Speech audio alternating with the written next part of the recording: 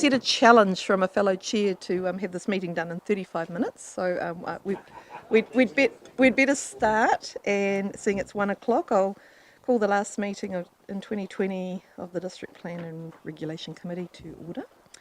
And I appear to have no apologies. That would be correct. Look at it. There's my brief. Have you stolen it? No, I've stolen it. There we go. Cool. Are there any conflicts of interest that anyone would like to declare? Appear to be none. Confirmation of minutes from the 20th of October.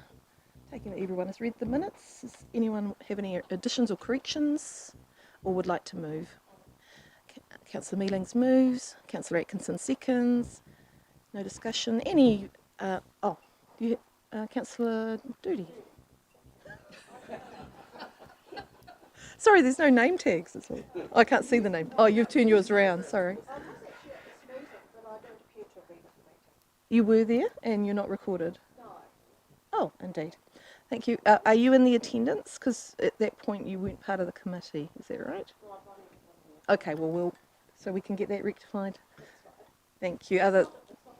Thank you, Councillor Doody. The movers are happy with that? Thank you. All those in favour, please say aye. Against, I declare that carried. Any matters arising? Appear to be none. We have no deputations today, so I'll move on to 6.1, which is adopting the council plan change for Somerset retirement villages. Sam and Matt to the table. One or t'other.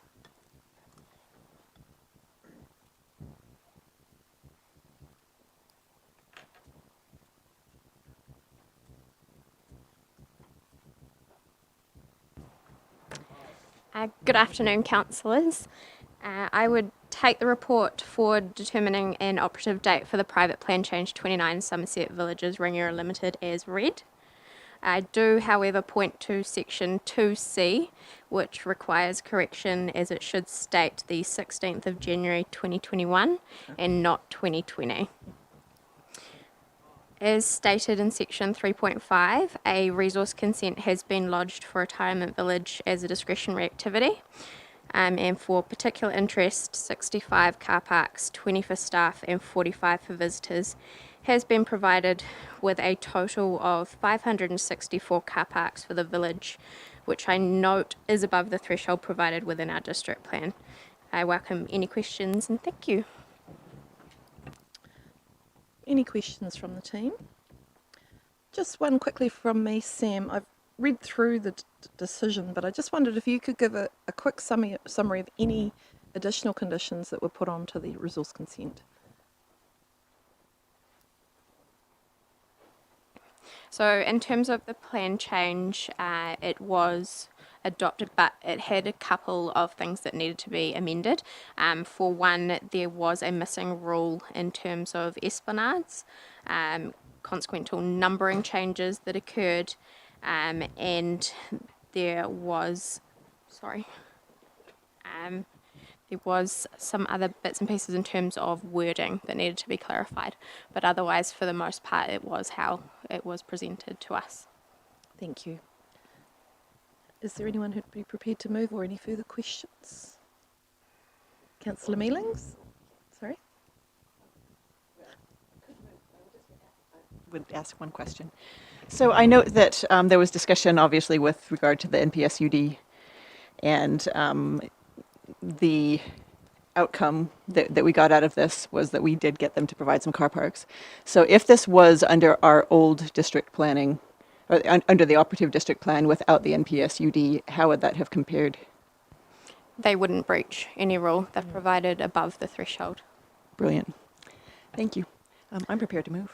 If there's no other Councillor questions. Mealings is moving. Councillor Atkinson seconding. Councillor Mealings, would you like to speak? Look, this looks like it's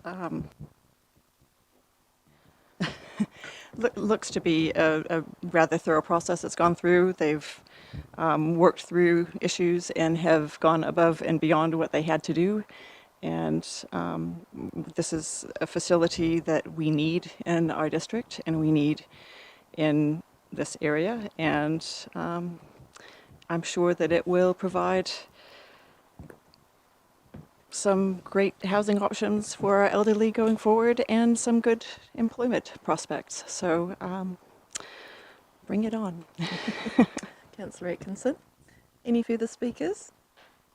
No, there appear to be none. I'll put the motion as it is with that slight correction to C to 2021. All those in favour, please say aye. Against? Declare that carried. Thank you very much, Sam.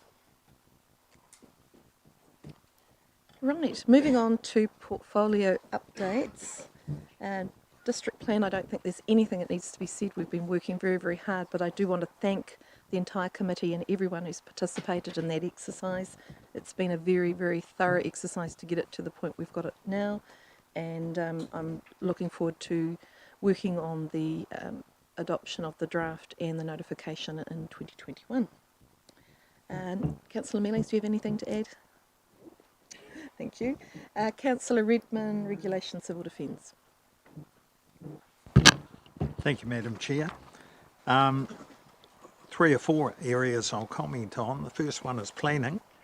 The Ravenswood plan change has been notified and 70 submissions received, and that's seeking to rezone about 13 hectares of land to Business 1, where it's currently zoned residential 6A and Business 1 zones. A hearing is scheduled for probably sometime after March next year. The Somerset plan change has just been made operative in 2021, not 2020. Taggart Racecourse Quarry application. This is a joint matter with ECAN, who will hear submissions for the discharge consent application. 405 submissions have been received and are currently being processed. It's likely the hearing will be well into 2021. There's a proposal for a 70 villa development between Pentecost and Townsend Roads, just south of the new school.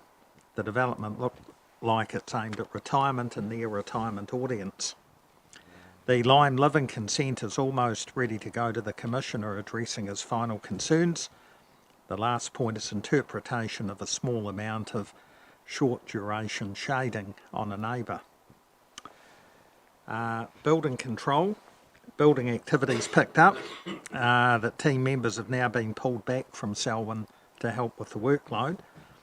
This year's budget was set on a conservative estimate of 520 new dwellings, and it looks like it'll be closer to 580, much closer to the pre-COVID mid-600 level. The BCA 2-yearly accreditation is scheduled for June next year, so the team is having an independent audit in February to tease out any matter before that occurs. The Environmental Services Unit, dogs, 88 infringement notices have been issued at $300 each for unregistered dogs. Alcohol, the Wood End Bottle Shop, where a pizza takeaway is proposed to be changed to a bottle store. The chair of the committee has issued a minute explaining the timeline and the reasons for delay. There was an outstanding report due from the Medical Officer of Health, which has been received, and a hearing can now be set no earlier than March next year. So it's a fairly drawn out process. The Big Daddy's application in Rangiora is still to be set for a hearing, and the reasons for the delays in particular are that the government has extended the COVID order that pushed out reporting times for the Ministry of Health and Police until this month. So it's unlikely any hearings, well, we're almost at the end of the year, will be heard this year, so we'll have some of those next year. Civil Defence. The cadet awards are tonight, with awards for leadership and the top cadet, and Mayor Dan will be presenting. That starts at 6:15 tonight at the Dudley Pool. A cadet camp at Glentui occurred at the end of November. Included with this were some NEMA long service awards to volunteers with Heather Thomas receiving recognition for 40 years service, Duncan Lundy for 30 years service, and there were 5 who received 10-year service awards, and I think Kirsten may have received an award as well. Oh, the previous one. The previous one, sorry. Anyhow, the Mayor and Kirsten attended. Kirsten is a volunteer. And there was an AFA presentation in Oxford, which was obviously well attended. AF8? Yeah. Which was attended by over 120 people, so that was obviously very successful. I have some statistics about gambling in the district, but I understand that's going to be the subject of a further report at some stage. So that's it from me. Thank you. Are there any questions on that report?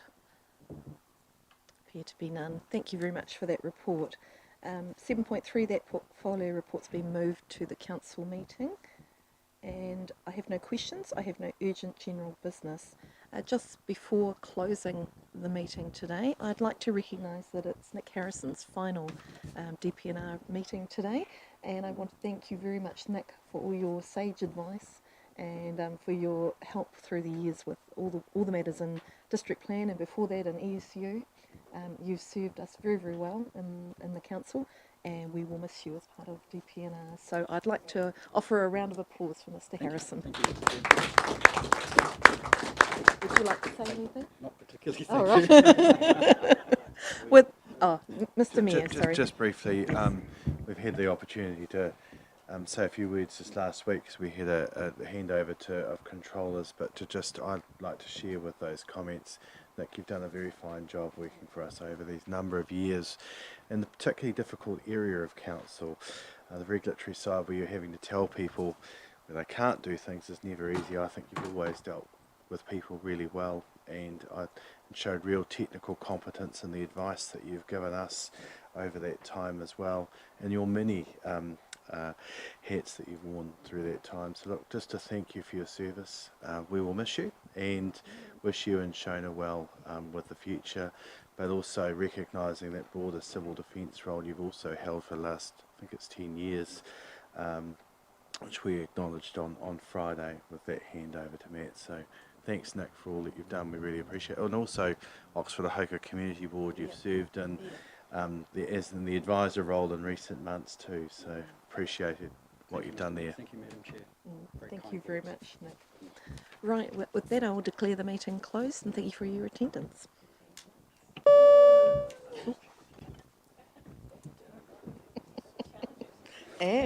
Challenge accepted. Hey. But now we have a briefing. Yeah, of course. But wait, there's more.